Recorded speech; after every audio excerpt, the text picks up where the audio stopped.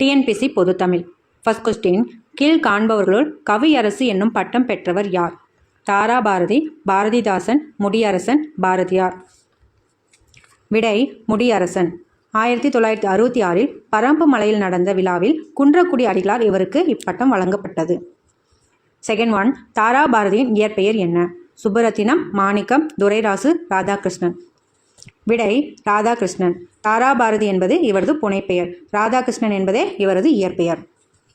Third one, பாவேந்தர் பாரதிதாசன் பிறந்த ஆண்டு எது? 1891, 1949, 1921, 1882.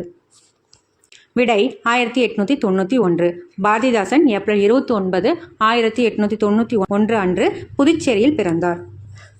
ஃபோர்த் ஒன், பாவலரேறு பெருஞ்சித்திரனாரின் இயற்பெயர் யாது? வேதநாயகம், துரைமாணிக்கம், முத்தையா, அரங்கநாதன்.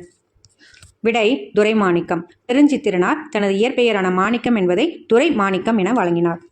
ஃபிஃப்த் ஒன், தமிழ் சொல் வளம் மிக்கது என கூறிய மொழி ஞாயிறு யார்? பர்திமார் கலைஞர், உவேசா, தேவநேய பாவனார், திருவிக்கா. விடை தேவநேய பாவனார். செந்தமிழ் சொற்பிறப்பியல் அகர முதலி திட்ட இயக்குநராக பணியாற்றிய இவர் தமிழ் சொல் வளம் மிக்கது என நிலைநாட்டினார்.